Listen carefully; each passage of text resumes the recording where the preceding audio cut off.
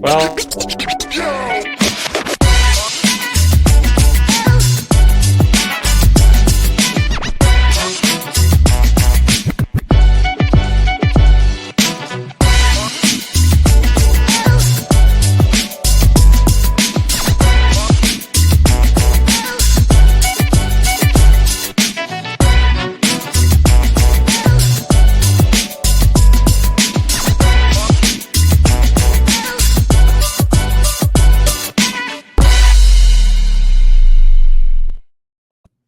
Okay, we are now live. Welcome to the show, everyone.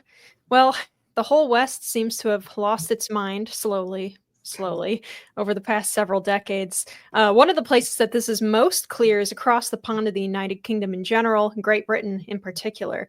Another comedian was just arrested in London for making 3 rather mild tweets. Furthering the war on speech over there is also a bizarre bill meant to stop offensive banter in pubs, restaurants, soccer fields. All right. Even worse, there has been a renewed push for digital ID in Britain. But that stuff can't happen here, right? Well, a new Rasmussen and Heartland Institute poll casts some doubt on that. We are going to talk about all of this in episode 509 of the In the Tank podcast.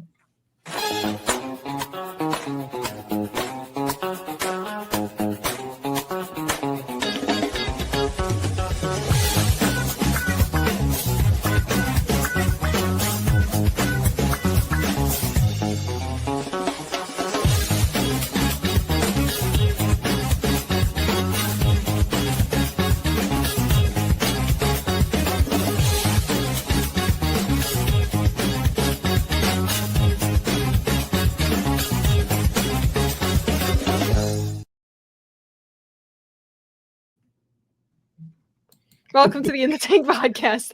I am Linnea, Lueken, your host, and we have a full house today, which I'm so stoked about. All right, so we have Jim Lakely, Vice President and Director of Communications at the Heartland Institute. We also have Sam Karnick, Senior Fellow at the Heartland Institute, and Chris Talgo, Editorial Director and Socialism Research Fellow at the Heartland Institute in his new office. So we were going to be joined today by another special guest, but she wasn't able to make it, unfortunately. So, boy, it's almost like a staff meeting. Welcome, everybody.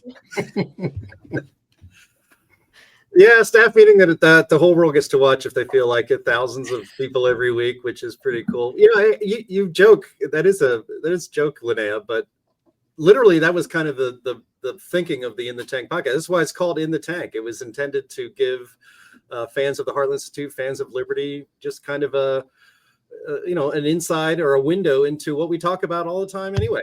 As a think tank, we talk about big ideas, we talk about what's going on and how the principles of liberty and smaller government and individual liberty apply to those things. So welcome. This is really In the Tank today. Absolutely. So before we get started here, you guys, as always, if you want to support the show, you can go over to heartland.org/inthetank and donate there. You can also click the thumbs up to like this video, and remember that sharing it helps to break through some of YouTube's suppression. Even just leaving a comment here helps us too. If you're an audio listener, you can help us out by leaving a nice review. Alrighty, guys. Chris, thank you so much for joining us today. I started to thank you, and then we got cut off by the intro starting, so I'm sorry about that. Well, I'm glad to be back, and it's good to be home, and looking forward to a great episode here. Absolutely. All right, guys, so we're going to get right into it with Unhinged. Do we have a drop for that today or no? Oh, we do.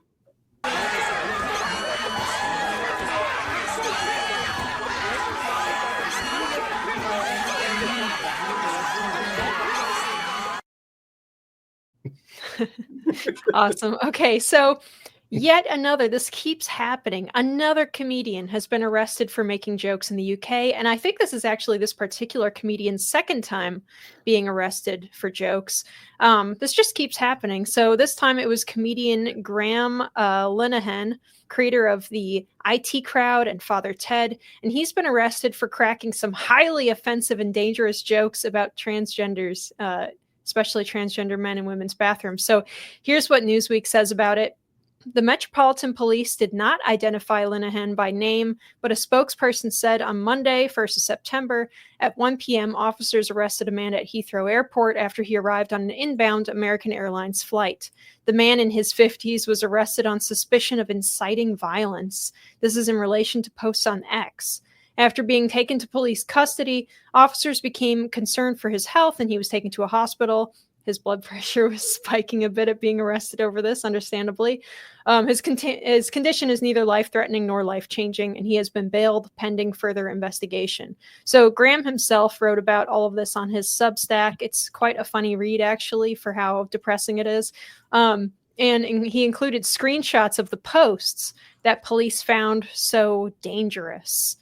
So he wrote in his Substack, "The moment I stepped off the plane at Heathrow, 5 armed police officers were waiting. Not 1, not 2, 5.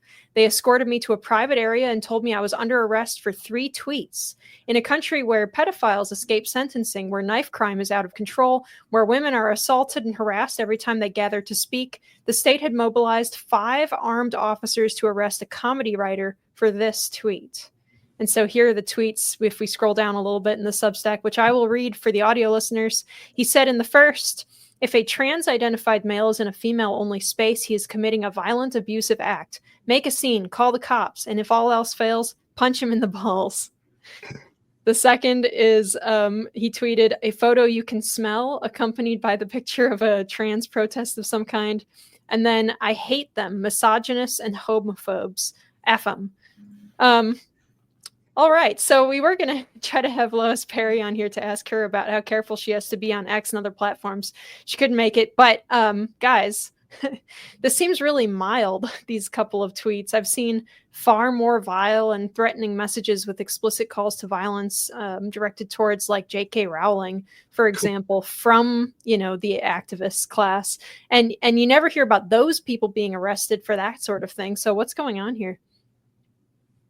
This is a good impulse on the part of Graham Linehan, and it's interesting because the laws and enforcement in Britain seem calculated to stop people from doing good things, from following their best impulses. Linehan clearly wants to protect women, and in fact, in another post, he cites dozens and dozens of cases where women have been assaulted in these invasions of their space by people claiming to be women. So this is a terrible thing, obviously, but it is interesting that it's as if they're trying to create a new culture where your best impulses are suppressed and your worst impulses are allowed to go free and use your imagination to do anything you like out there. And then it's creating certain favored groups and certain disfavored groups. And the disfavored groups literally get arrested and jailed and imprisoned for complaining about these things, not for doing evil, but just for exposing these evils that are being done. It's a sick situation, and boy, am I glad that we have dodged the bullet here in the United States, and I sure hope that Britain will change their mind about these things. Yeah, and we've got quite a few, listeners in the UK, so I'd like to see in the, the audience comments there what you guys think about all of this. And yeah, hi, Ian.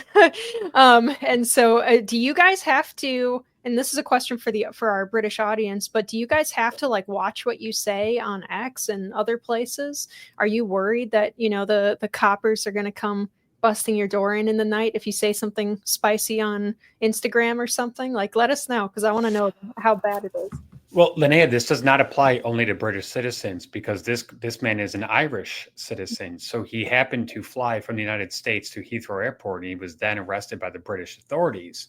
Nigel Farage, one of my personal heroes and a friend of the Heartland Institute, he's the leader of the UK Reform Party. He was in front of Congress yesterday, and I watched some of the hearing, and he was going back and forth with people like Jamie Raskin, who was saying that, oh my gosh, what you're doing here is you are trying to perpetuate hate speech and all this kind of stuff, and that's what this really boils down to. I mean, Nigel Farage, he evoked Voltaire, and he said, "Wait a second, one person's hate speech is not necessarily another person's hate speech, and there's a fine line between that." And that's what I think this really boils down to. And Nigel did a very good job of going through the history of how the United Kingdom, since it joined the European Union, and now it's obviously no longer part of it, but during the period it was in the European Union from 1973 to 2020, how it Europeanized a lot of its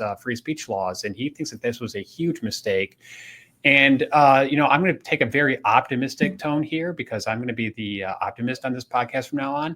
And according to the polls, Nigel Farage's Reform Party is definitely in the lead. It looks like they will win the election. I think it's slated to be in 2029. It's not exactly like the elections here in the United States, but if Nigel does come into power and becomes the next leader of the United Kingdom, he said he is going to make a huge effort to try to get rid of all these laws. So these laws, like the Online Safety Act, I mean, there's a ton of them that can be used against not only British citizens, but an American who says something on X and then goes to London, they can be arrested for that. So that's a really scary thing. And I want to make sure that people understand this is not just being applied to British citizens. This applies to everyone in the world.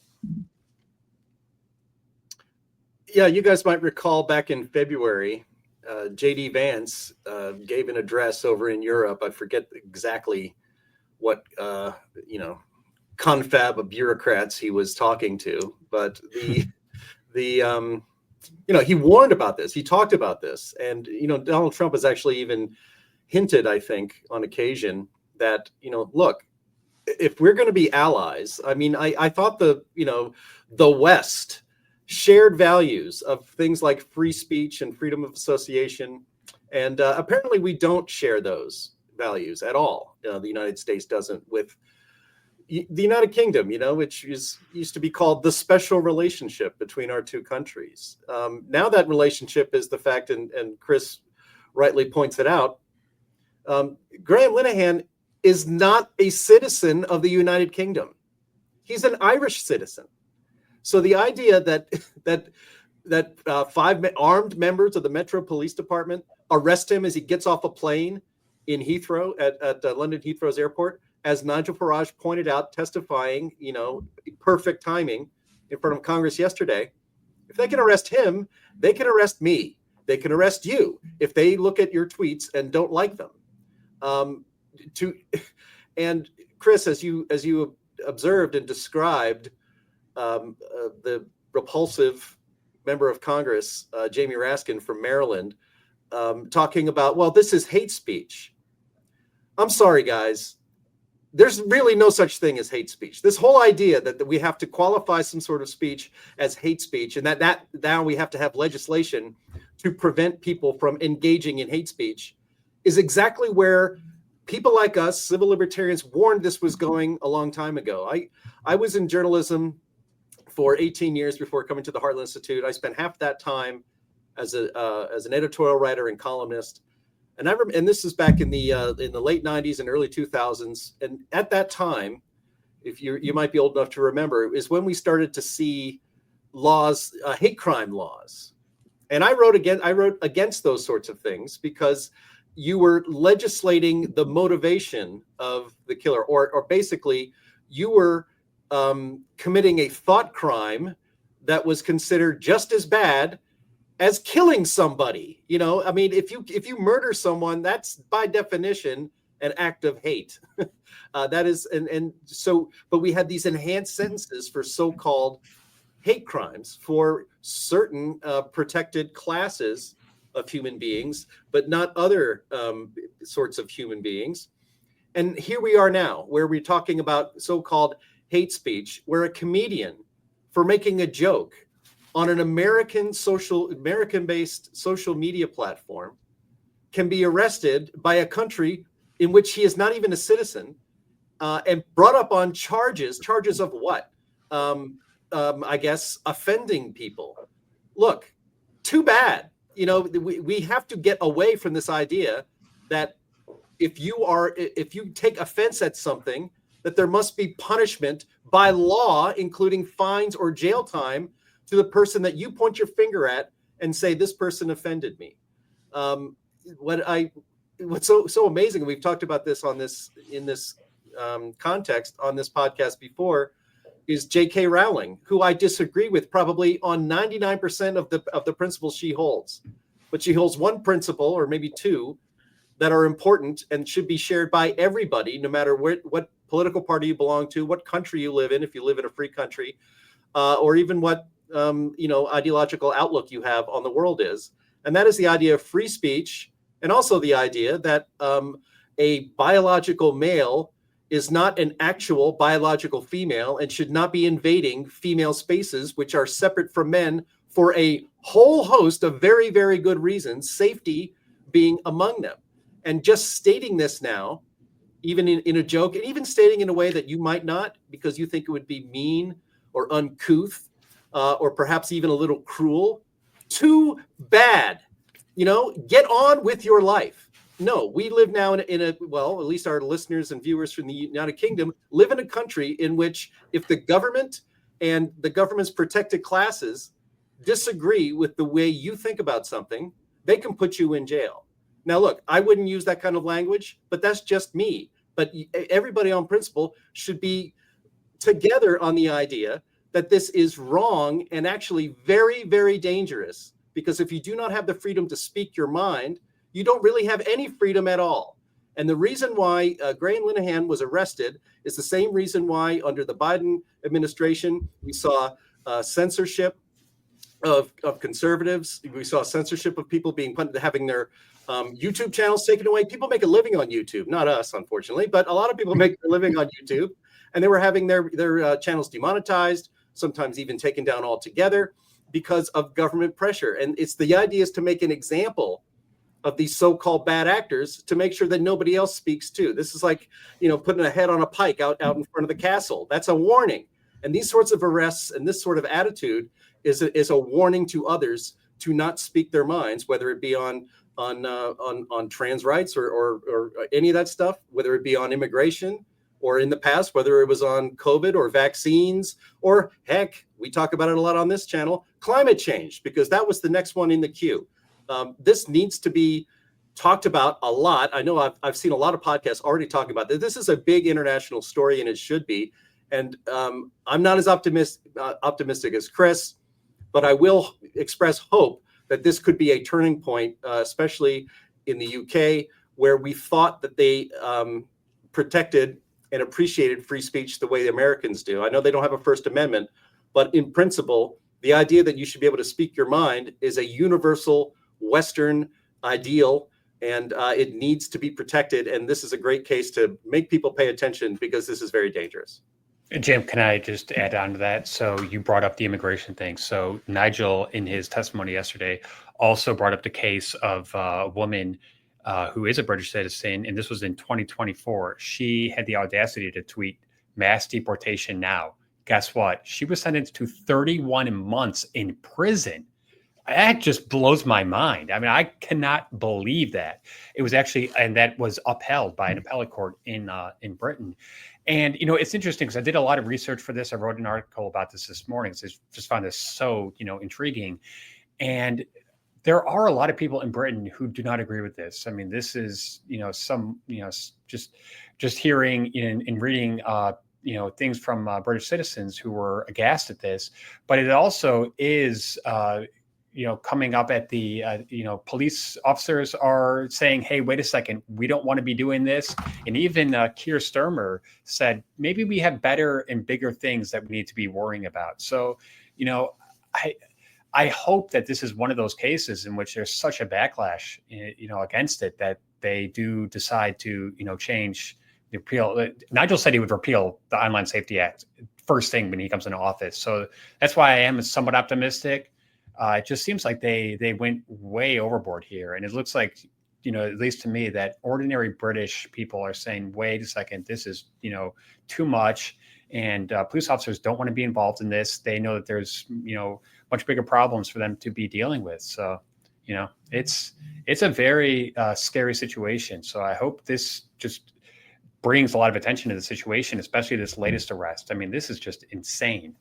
Yeah, I mean, we thought we hit kind of peak clown world years ago when Mark Meekin, Count Dankula was arrested and eventually fined for just like making a funny video where he taught his dog to raise its paw to Sig Heil. So, and he was a Scottish citizen, I believe. So that's, it's only gotten worse from there. Well, and I know this is not a perfect analogy, but I do remember that someone was put in jail in the United States for a meme that he made about Hillary Clinton. And, Yep. So, I mean, I know that's not the exact same thing, but to me, it's in the same vein. Yeah. Where it's like, guys, come on, there is room for comedy. There is room even for some crass, offensive language in this world. And, maybe this is a little bit of the, the snowflake mentality and all that kind of stuff where it's like, whoa, I remember a time, sticks and stones will break your bones, but names will never hurt you. Whatever happened to that? Whatever happened to people just kind of like, it's like sliding this off the back and saying, yeah, that's your opinion, Yeah. I don't know. It's just, to me, it is just so stunning. Well, the bills are rolling on. Our second topic here today is that there is a continuing war on speech in Britain. We have a really remarkable story here. There's a new bill coming up, and so the Free Press talks about it a bit in this article. On the night of Wednesday, July 16th, the Labour government's Employment Rights Bill passed its second reading in the House of Lords. If the bill goes into law in its current form, and there's not much to stop it now, Britons can be prosecuted for a remark that a worker in a public space overhears and finds insulting. The law will apply to pubs, clubs, restaurants, soccer grounds, and all the other places where the country gathers and all too frequently ridicules one another. The bill has been dubbed the Banter Bill in a last stand flourish of native wit, but it's no joke. It is further proof of the state-sponsored decline of free speech in Britain, a decline rightly criticized by Vice President J.D. Vance, who, despite the demands of his day job, still finds time for forthright banter on X. All right, so according to the Parliament Bills website, it's currently in the final stages of being passed. I mean, Vance got scorched in the media over there for accusing Europe and especially the UK and Germany for tearing apart their free speech rights. But he was right then, and he's even more right now. How to borrow a line from Greta, how dare they how dare they accuse Vance of hyperbole when they go and do this, right? Jim, sorry. Oh yeah. I mean, we have a video we can play that's related to this story that I came across. It was from Britain's GBN news channel, which is, I suppose, their version of Fox News, or it's certainly necessary if you don't want to be programmed by the BBC. Maybe we could play that as a bit of a launching point for some more commentary. Absolutely. Right, can we talk about this free speech in pubs, Renee? What's going on here? Renee? Well, just madness, I think. Just more of this madness employment bill from Angela Rayner, which really needs to be scrapped. Because if we're getting to the point where people are not able to talk about anything they want to talk about in a pub, which is where you talk about anything you want to talk about. Yeah. It's over. Pubs are over, free speech is over. This whole bill is a disaster for employers and needs to be scrapped. And because the Equality and Human Rights Commission is saying that if the way this bill could be interpreted, if you start giving your view on the transgender issue, for instance, someone can say, that's out of order. Yeah. Conversation over. Your words offend me. Exactly. In my workplace, and therefore... And the publican then may be required to end the conversation, I hate throw them out, or throw them out the pub. I mean, it really is 1984. We are living it now, isn't it? It's newspeak. This is what you're allowed to say, nothing else. Yeah. I think that when it comes to the pubs bit, common sense would probably prevail, and I think it'd be very unlikely there would be any action taken in a pub. It could happen, but I think it's unlikely. But the fact it could makes it wrong. But the intention of this is to stop harassment in the workplace. Yes. So that's the idea.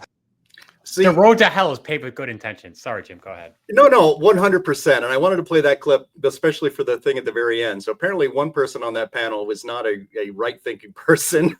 and is just, oh, well, it probably wouldn't happen that they would throw you out of a pub for speaking wrong speak for a thought crime.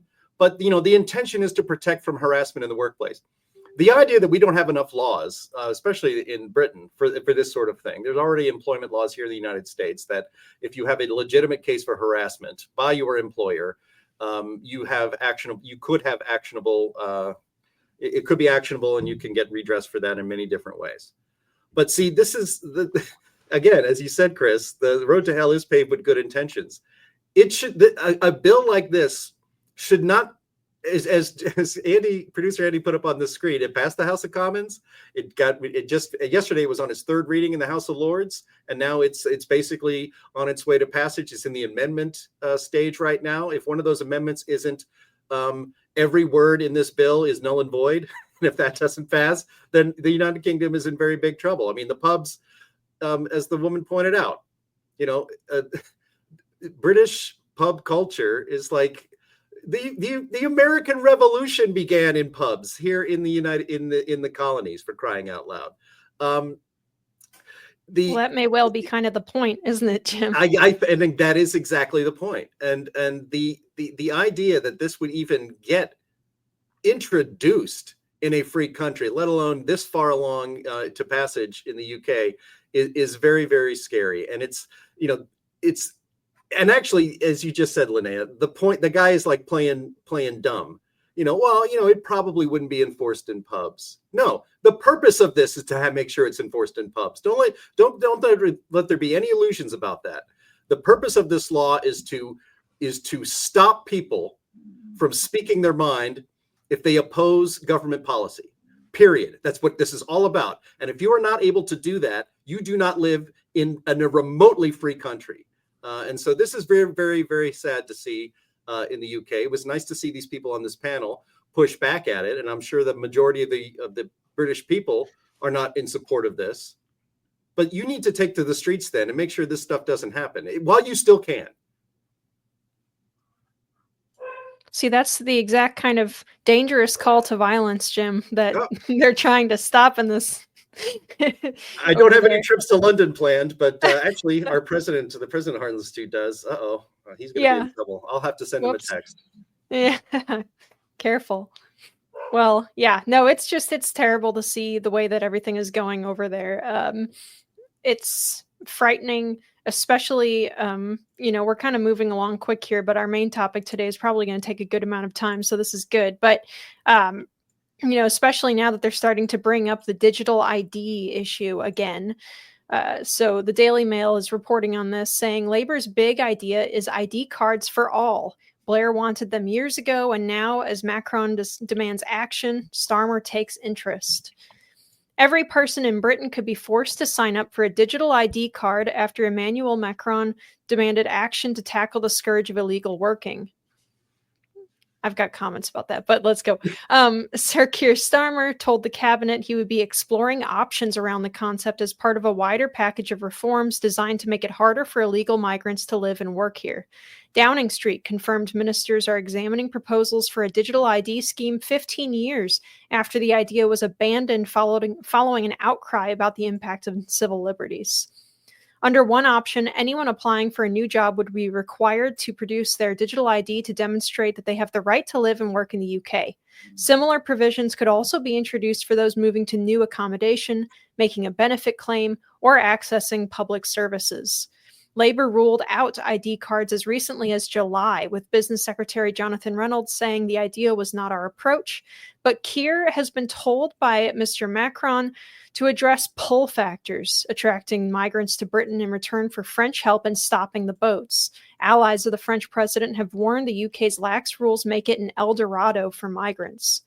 Questioned about the civil liberties row that ended the last bid to introduce compulsory ID cards, the spokesman said ministers believe the debate has changed since the last time we had this discussion, with people more relaxed about the idea of having to prove their identity online.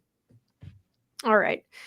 So I have a couple things to say about this one. So one, it always goes this way, doesn't it? This is what people mean when they give the example of boiling a frog in a pot, turning the temperature up slowly so that he doesn't notice he's been cooked.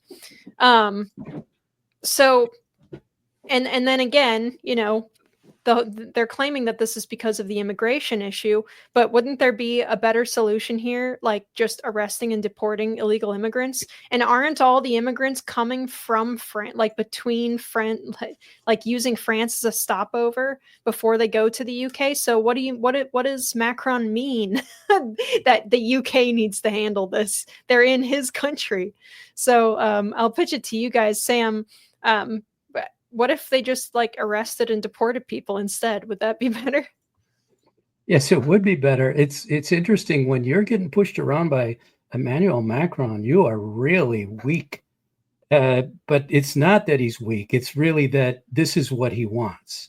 The reality is behind all of this is that, yes, it certainly is all about making sure that any government approved policies receive only positive notice through the media, including social media.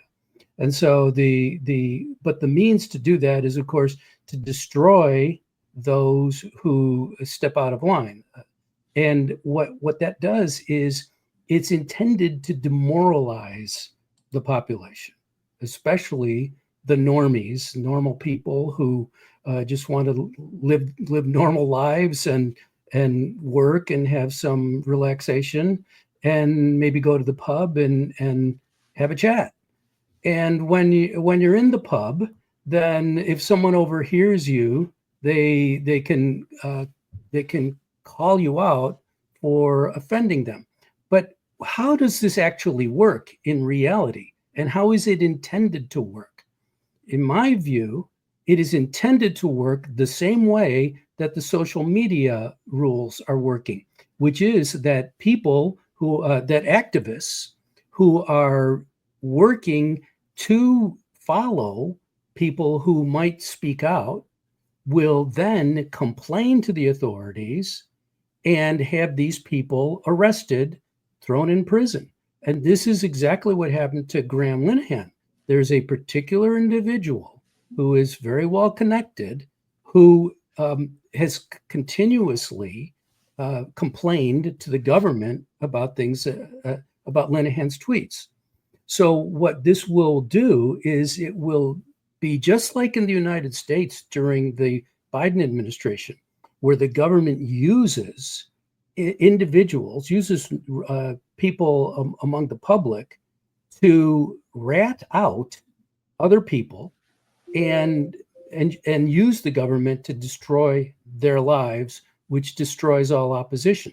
The way it was done during the Biden administration was that they went to the social media directly and said, if you don't want more rules on you, and if you don't want us doing everything we can to shut you down, then you will censor these particular ideas. And you better get your your systems set up so that those ideas don't get through. And that is exactly what the social media did. So this is all about the government using people within the society to destroy other people so that it will do two things. One, it will shut down opposition voices. But two, and perhaps the more important element, is that it will demoralize the people, the public, and make them more pliable because they believe that there is no way out and there is no alternative. What they're going to find, though, is that there is an alternative. It is already happening in Britain, and I believe that it is going to continue to rise in force. And that alternative is something that we may come to discuss, but it is actual reaction against the government that will ratchet up. There are very plausible papers and studies that show that Britain is heading toward a civil war. And I believe that those are accurate. Okay, I got a couple questions here. So first of all, where's Bridget Macron when you really need her to slap some sense into Emmanuel? Because I mean, this is a great situation where, you know, she could pull a Will Smith and we'd all be better off. So there's that. Second of all, this is like killing a mosquito with a sledgehammer. And third of all, It really is. Like you said, I mean, this is so backwards. We've got a problem with a small population of illegal immigrants. Therefore, all the British citizens, they're going to have a digital ID. Wait, that makes no sense. But this also, I think, does go to show that, the slippery slope is true. Slippery slope does exist.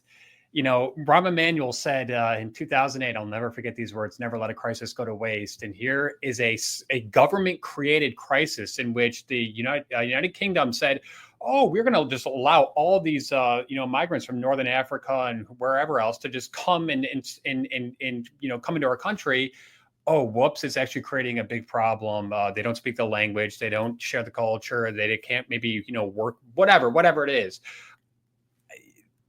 The British people should not be punished for that. That's just where I can't believe what's going on in Britain. Please. It's crazy. Please, Nigel, win. Yeah. Oh, and Donnie made this point in the comments here. Hello, Donnie. in the chat, he said, mark my words, a digital ID is the foundation on which a future social credit score program will be built. And I think that's obviously the ultimate goal here, right? Like, I don't think anybody actually believes, considering they keep pushing the digital ID issue for like every subject under the sun, right? Our friend in New Zealand, Chris Nisbet, says that the line they're pushing in New Zealand is that a digital ID will keep the kids safe, probably because we don't have a big illegal immigration problem. So they just keep making up, new ways that the digital ID is the solution. But really, the point is they want the digital ID so that they can cut you off from different things depending on your social media posts and all of that. So yeah, it's bad.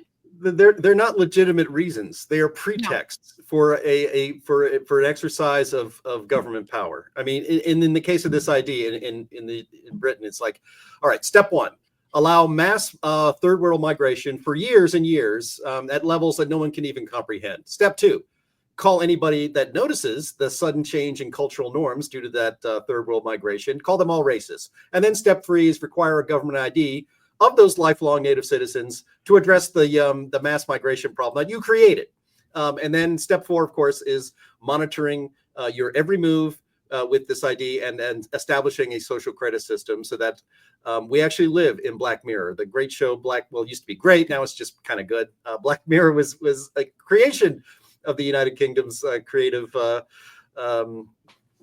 pop culture, and we are certainly living it and getting very close to living in it. There was one of the best episodes they had was one starring Bryce Dallas Howard that involved a social credit system that everybody was doing on their phones, and it ruined her life because she got downvoted a couple times. We are that exists in China. Donnie Kendall, who is in the audience today and was the former full-time host of this show and now is hosting other things. He's been on this topic for years and years and years, and we will continue to be on this topic for years and years because of all the things that need to be resisted. A national digital ID is basically the last step. Then you really are living in an Orwell novel, and it's a dystopian nightmare. So, just one other just quick thing to kind of tie this all together. So our friend from New Zealand mentioned that the digital IDs there are supposed to protect the children. As Nigel pointed out again and again during his congressional testimony yesterday, the Online Safety Act was supposed to protect the children from harmful content. Wait a second. You know what? I think that the parents should protect the children from quote unquote harmful content, not the government. Yeah, it's, they'll use anything to get what they want. I had something and I lost it. It was at the tip of my tongue and I've forgotten what I was going to say. So we can just move on to the main topic here. I had something to close us out, but your great points overshadowed my great point in my own mind, and now I cannot remember what it was. Anyway, so all of this is not just meant to be, just bashing on the Brits today. We love our British audience. We have the best British and United Kingdom audience. But it could happen here is the point of this, right? We're not, we don't think that our leadership is so much more, virtuous or whatever, that that we could never slowly slide into the same kind of radicalism. It exists here too, though it's not secured as full of a foothold maybe in our government, laws the way that it has in the UK. And in our culture, I think we tend to be a bit more unruly. But still, some people seem to be more and more interested in far left politics. I'm going to read from a pre-release press release that Jim so kindly shared last night. But there is a little bit of cold water out here, and that is a new poll by StoppingSocialism.com, a project of the Heartland Institute and Rasmussen reports, found that support for radical socialist policies and candidates appears high among likely voters under the age of 40.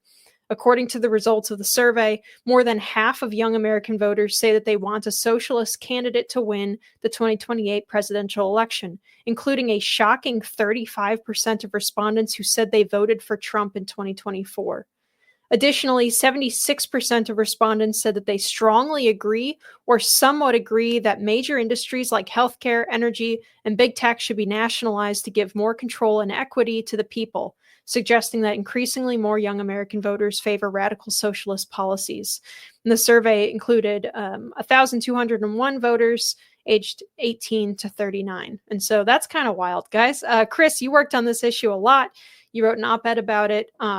Why would these young people be growing increasingly enamored with socialism of all things? I mean, like nationalization of major industries is pretty extreme. That's not just, I'd like the usual standard boilerplate American democratic socialist, kind of wishy-washy stuff. This is like hardcore. So where do you see this going, or where did this come from? Okay, well, I've got two things that I think are leading up to this. So number one, as most of the viewers know, I was a high school social studies teacher for 5+ years. I started my career here in the northern suburbs of Chicago at the high school that I actually went to, which shall be unnamed. And then I moved down to South Carolina and taught 5 full school years there. I was shocked, literally just like blown away, when during my student teaching, I was teaching world history, and I talk about this in an op-ed I just wrote. When it came time to the Russian Revolution, my quote unquote mentor teacher, who really, he just kind of threw me in there, was like, you figure it out. So he didn't really do much mentoring.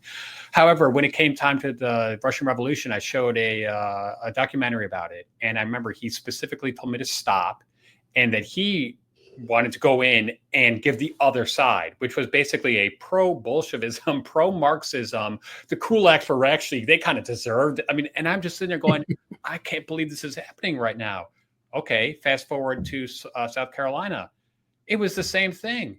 It was the same thing in the government classes, socialism, collectivism. It just hasn't been done properly. And I was just like, oh my gosh, this is so crazy. So Linnea, what I'm trying to say is, it doesn't really surprise me that so many young people, 18 to 39 now, have a misguided view of socialism.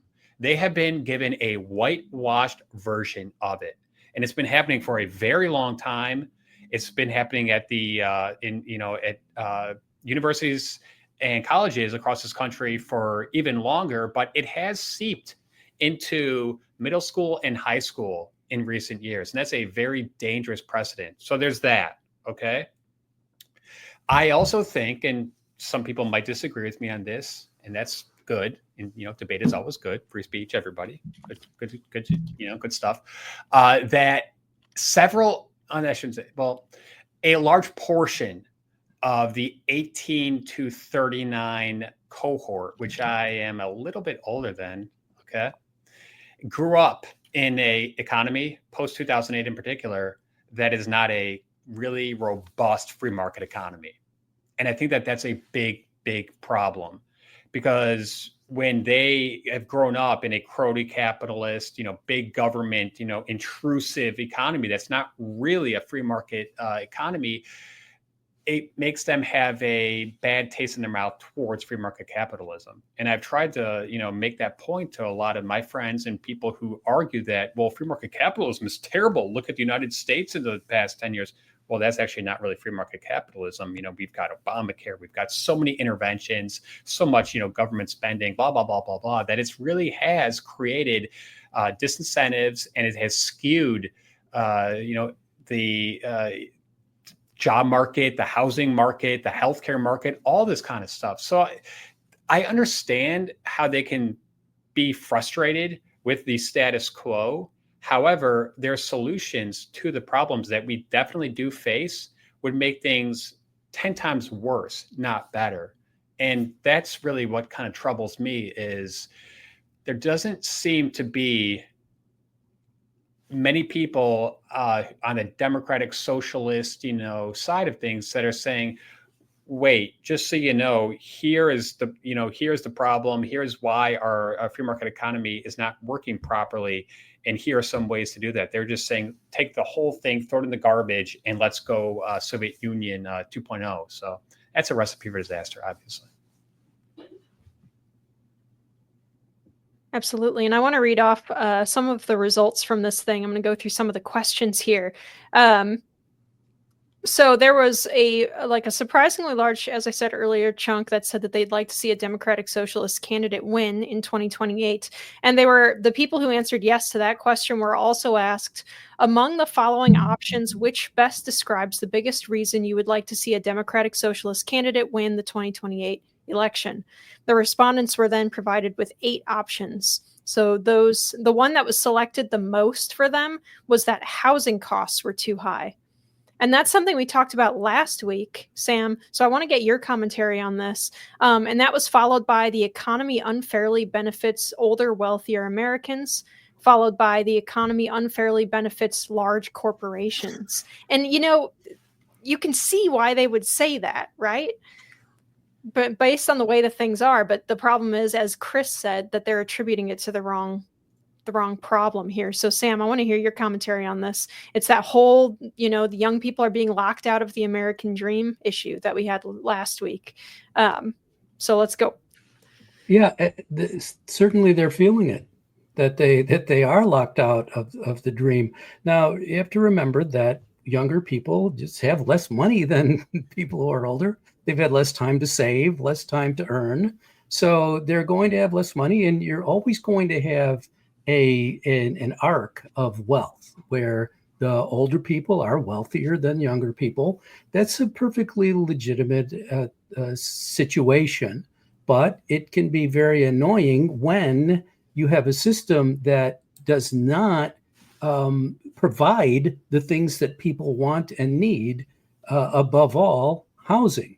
And this is really more an effect of the overall structure of our system. And in particular, our money. The U.S. dollar has been devalued regularly over the years, oftentimes and usually deliberately, where they say, okay, well, we'll have 2% inflation. That'll be our goal. And then 2.5 or 2.7 is okay. But what that does is that devalues the dollar over time. And that tends to go to the advantage of people who are lenders and not borrowers.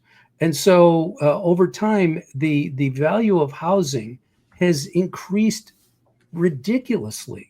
It's so expensive to buy a house now, and it's because the house is a real thing.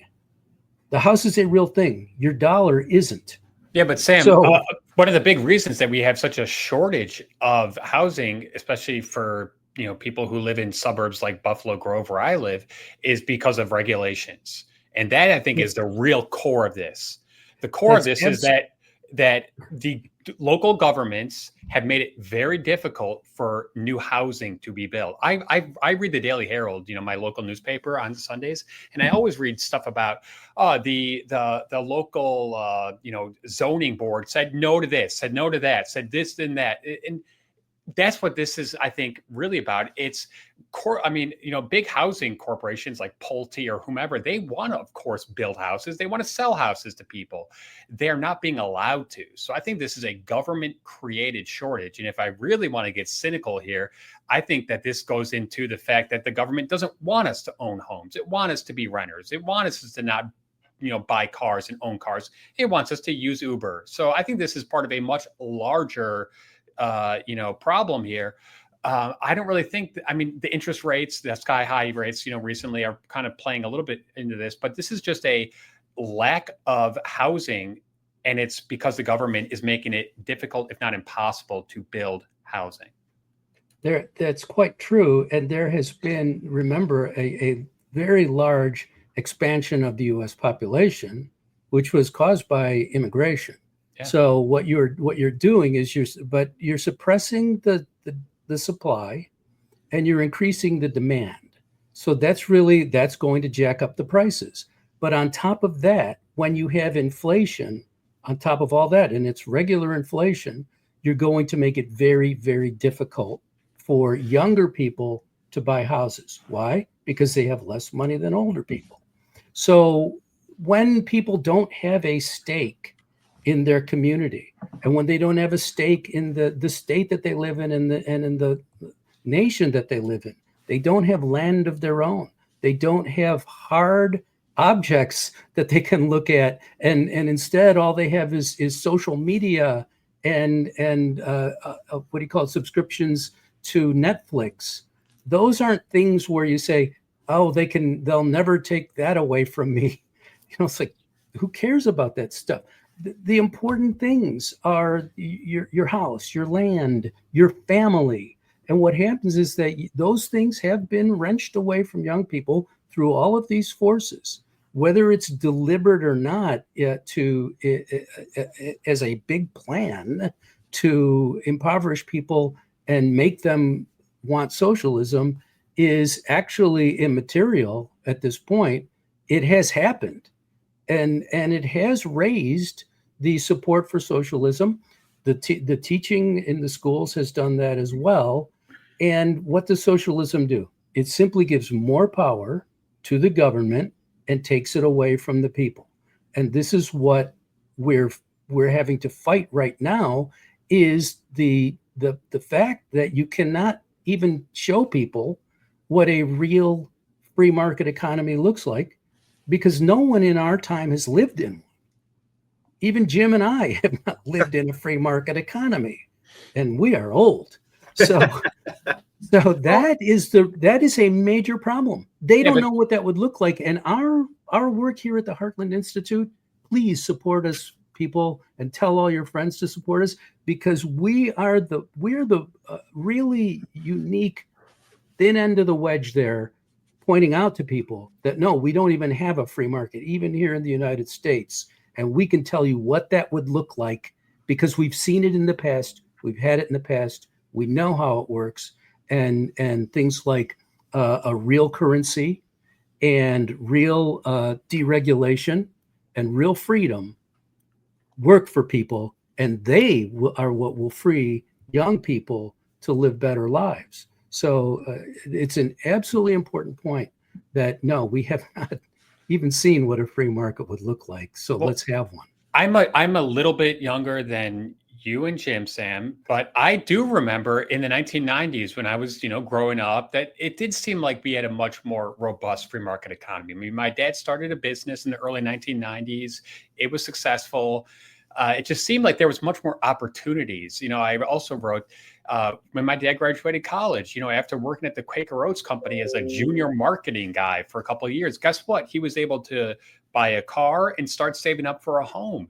That is just not the case for many college graduates, also because, they've got so much debt. My dad, he was able to work through college and pay for it. And so he graduated with no debt. So there's a lot of factors, I think, that are making it very difficult. And a lot of that is, once again, because of the government. The government got involved in, college lending. The government got involved in housing, obviously, big, blow up there. So I feel that the genesis of much of this is when the government comes in and says, we're going to make the, such and such marketplace better.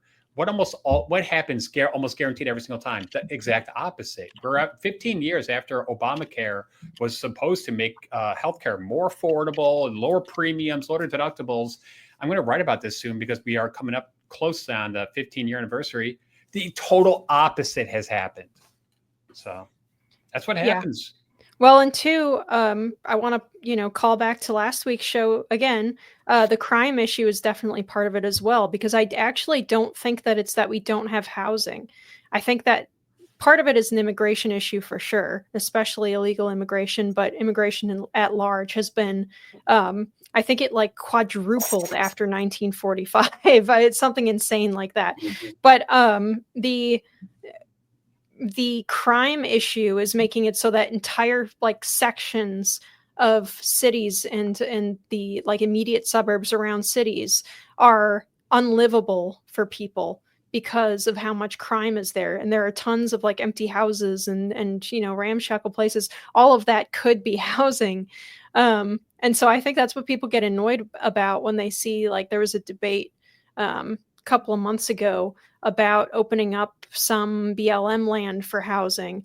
And I hate the idea myself of opening up BLM land just to put like Section 8 on it. That's awful. I can't think of anything And we mean Bureau of Land Management. Yeah. Oh, yeah. Sorry about that. I forgot that we have there was another BLM that has apparently disappeared. But Linnea, even that's a government sponsored activity. This should be done at the free market. If people are moving to North Carolina in droves, North Carolina should be having tons and tons of housing expansion. People are leaving the city of Chicago and they are moving to the northern suburbs, but the northern suburbs are not adding upstart, first kind of housing. So therefore, people like me have to live in apartments and the rent keeps going up. And it just puts us in a situation where we can never get ahead.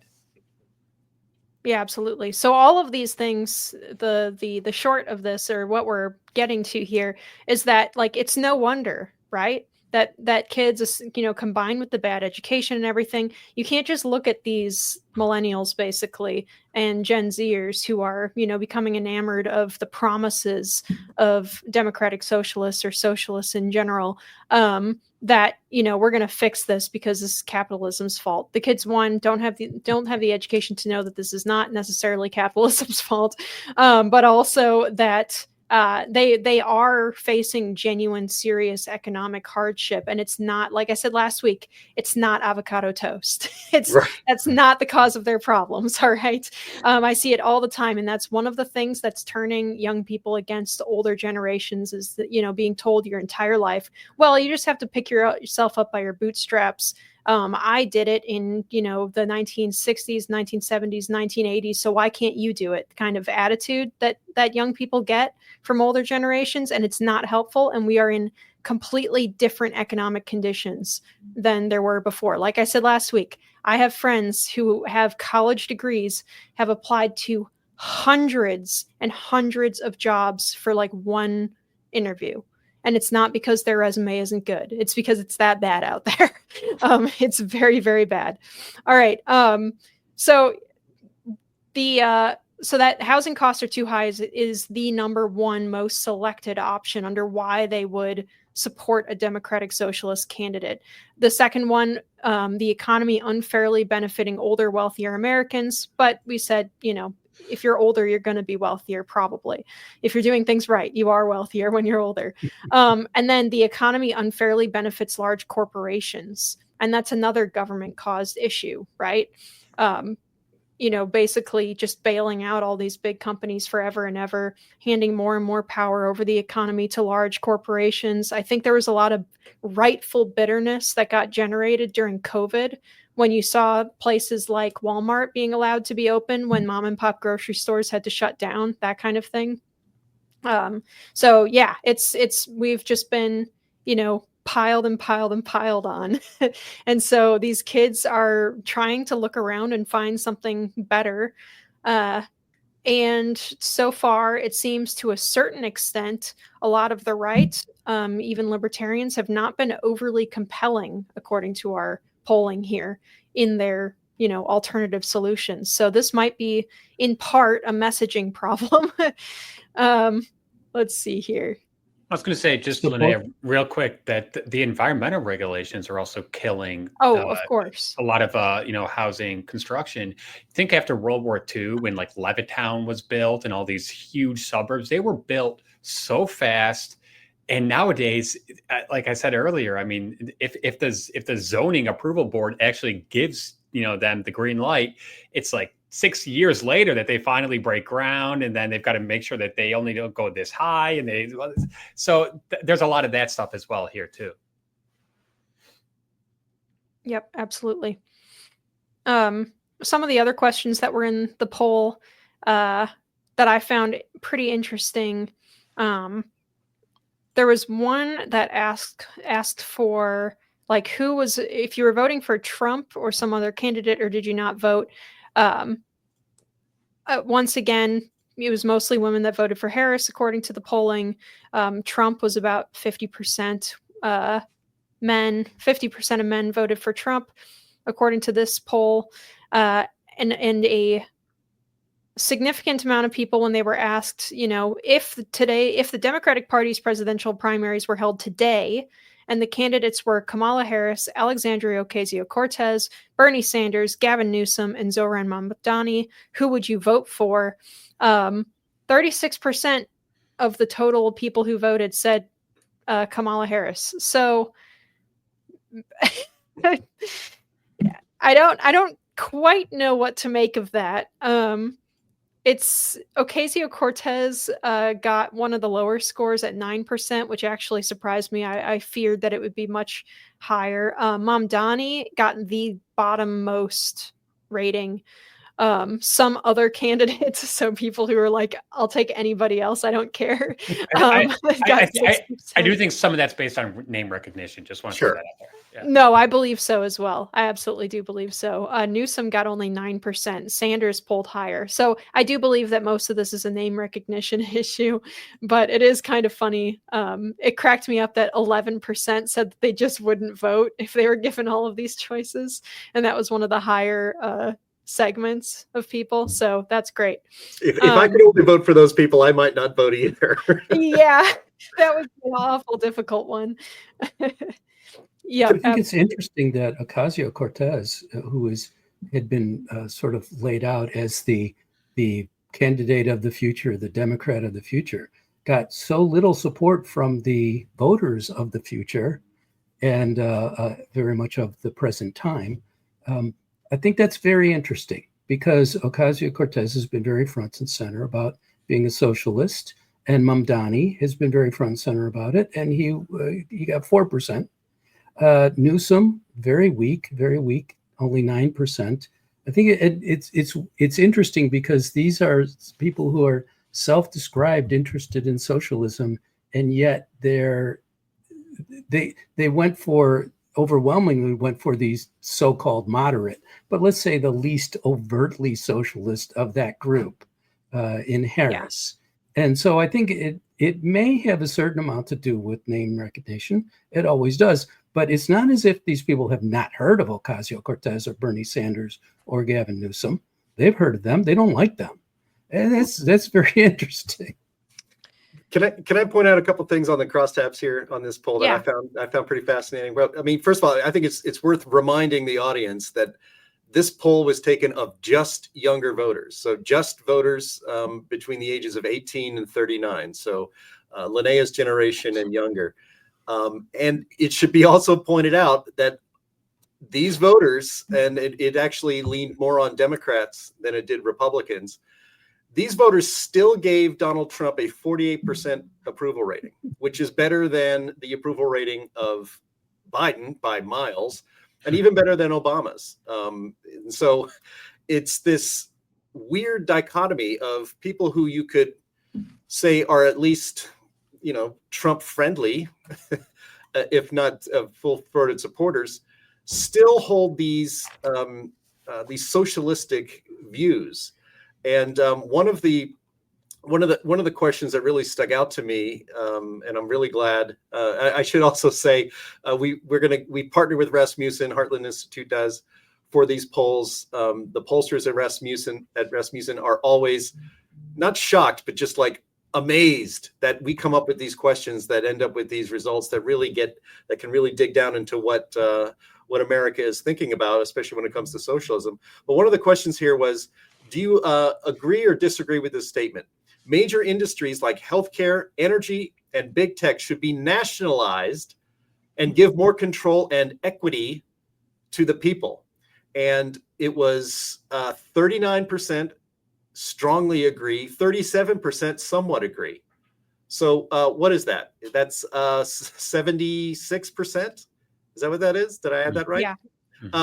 Think that major industries like healthcare, energy, and big tech should be controlled and run by the government. And something that is really shocking to me is that 40% of Republicans strongly agree with that socialistic statement. There is a major education problem in this country. I'm blaming you, Chris, that these people have come up through the system and don't, even if they are Republicans and even if they support Trump, think basically we need to nationalize industries like healthcare, energy, and big tech. All that would do is make, well, it's already done. We basically have government controlled healthcare, and it's very expensive, and you know, it's not quite like Canada, but it's not great. The free market is real. Yeah, Sam and I are old enough to remember. We're not even old enough to remember when the free market worked in healthcare either, because we're all younger than Medicare. I think, at least I am. But what do you think would happen if government controlled energy?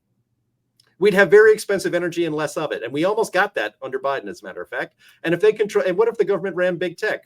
We'd still be, I don't even know if we'd have any technology. We certainly wouldn't have AI if government was running big tech.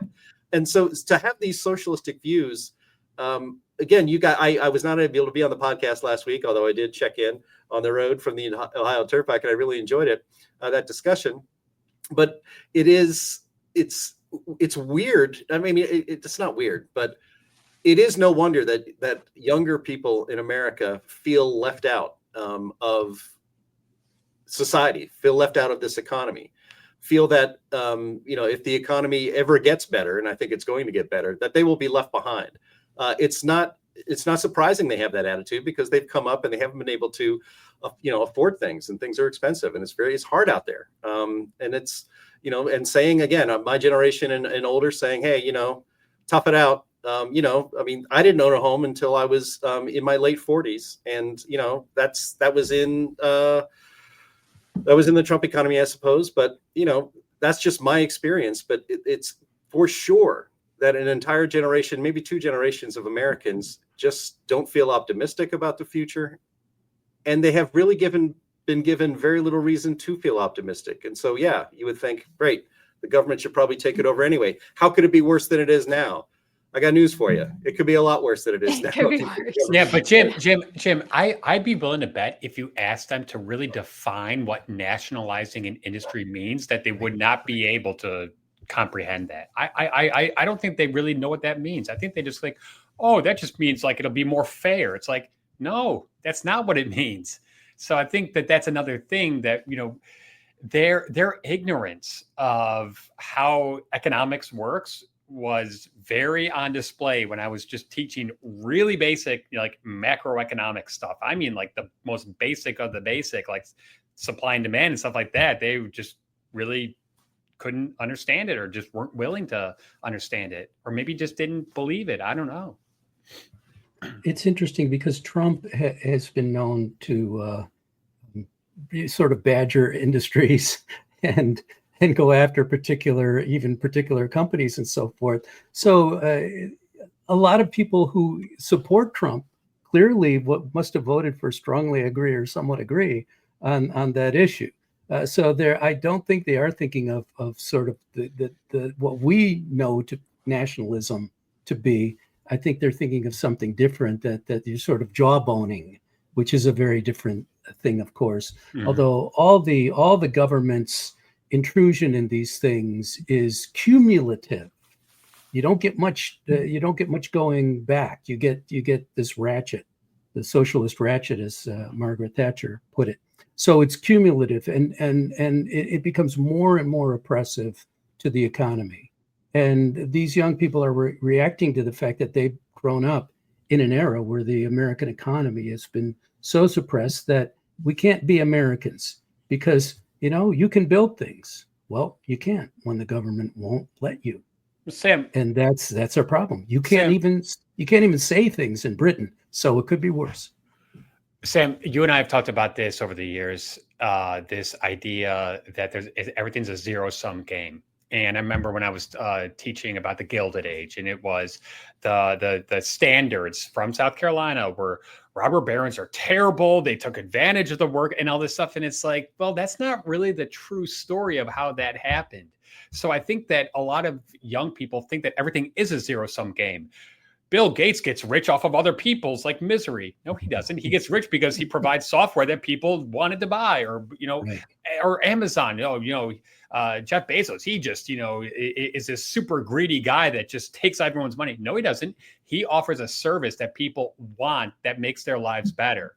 So that's, I think, another big part of this is the envy factor, the zero-sum game factor, the oppressors versus the oppressed factor, all that kind of stuff. And I tried to always tell my students, guys, if you work hard, and you get a high school education and you don't have a child before you get married, your odds of attaining the American dream are like almost guaranteed.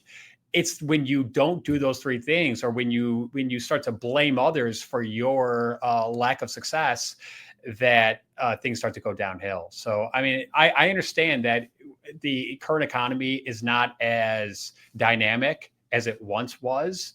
I think we are moving in the right direction. I'm very happy that we are reshoring some of those high-paying manufacturing jobs. I think that that's going to really help. And I do think that we are on the cusp of this golden age for the American worker, but we're not there yet. And I think in the meantime that we are going to have this struggle between the leftist demagogues like Mandami, who say there's a cost of living crisis in New York City, and the only thing that we can do is have city-run grocery stores and a UBI and free this and free that, when anyone with half a brain knows, well, that's just going to make everything 10 times worse. So I think it's incumbent upon us, and that's why I love what I do, because we get to challenge that, that false narrative. And hopefully we're polls like this, open up people's eyes, and, that's all we can hope for. So I'm going to be the most optimistic person you've ever seen from here on out, guys. Government suppression of glasses for me. We're gonna have economic freedom has absolutely demoralized young people, is what this poll says, in my view. And it's the same thing that's happening in Britain and happening across Europe. And we can change this. We have to. Yeah, we're gonna make a new segment that's gonna be Chris Talgo, like sunshine rising over green hills segment drop. Right. And he can take us to that optimistic place. Thank you, Chris. I do appreciate that a lot. We can get kind of down in the dumps here. All right, guys. Well, thank you so much to all of our great viewers here. Sorry, I got distracted looking at the comments of our great viewers. We really enjoy having you guys watching us live and commenting. It's always really fun and lively. But that is all the time that we have today, you guys, unfortunately. So thank you, everyone, for your attention to these matters. We are live every single week on Thursdays at noon Central on Rumble, Twitter, YouTube, and Facebook. Chris, what do you have to pitch to us to end the show? Well, it's the start of the NFL season, so I want to say go Bears, and I really hope I win the Heartland Survivor League this year, because that would just make my day. Absolutely. All right, Jim? Yeah, go to heartland.org. You can see all of the results of this polling. And in fact, we have 2 more polls that we're releasing next week. But if you go to heartland.org all through the weekend, it'll be one of the 3 featured items right there on the front page. It's fascinating and sometimes horrifying reading, but I think it's important to know this information. So, and we'll see you tomorrow, same time, same channel for the Climate Realism Show. Thank you, Jim. All right, Sam? Yes, please go to heartland.org and support the Heartland Institute and send all your friends there and have them support this organization, because we're doing, as you can see, very important work here. Thank you very much. All right. Guys, listen to all of our great panelists and do what they tell you to do. All right. Oh, before we totally close it out, Jim, did we have an ad read today? Oh my gosh, we do have an ad read today. Just kidding. We have a couple more seconds here. But I don't have it up. You're gonna have to do a little puppet show or something while I'm sorry. Okay, hello audience. Let me read audience comments real quick here. Yeah, we'll do that. Let's see. Christine Laurel says, while those youngsters believe a socialist government would lower their cost of living, I'm sure they have no idea how low the quality of their lifestyle would become. Education is badly needed. Yes, you are absolutely right, Christine. Thank you. All right, I'm ready now. Thank you, Scott Clay. All right, there you go, Jim. Yes, how can we forget? We have a sponsor of this great show and also of the Climate Realism Show, and that is Advisor Metals. Now, if you listen to lots of conservative shows like we do, you hear lots of pitches for buying gold and silver and other precious metals, but there are so many companies out there that do that. But we want to tell you why you should trust our sponsor, Advisor Metals, and it's the man who runs the company. His name is Ira Bershatsky. He's the managing member of Advisor Metals, and he doesn't employ those high-pressure tactics that you see from other companies or deceptive marketing ploys like many in big gold. And he also doesn't deal in so-called rare coins. When you buy gold and other precious metals from Advisor Metals, you're dealing in quality bullion, and that is so much better when the time comes to liquidate this valuable physical asset. And when you buy from Advisor Metals, you will have your investment discreetly sent to your very home.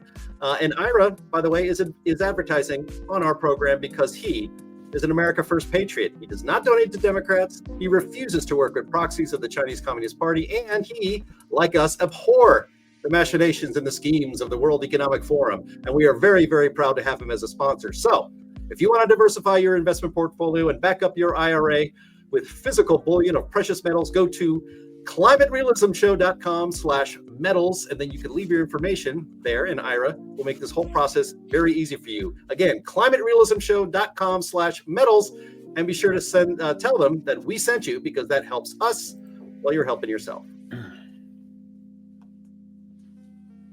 I pulled a Jim. All right. And so that was a good way to end the show. Okay. So thank you so much to our audience who stuck around for the ad read. And please use Advisor Metals if you are going to be buying gold and silver. And I highly suggest you do. It's a great way to have a little backup, or just in case things get as bad as they are in Britain. Anyway, so thank you everyone for watching. We will see you again next week.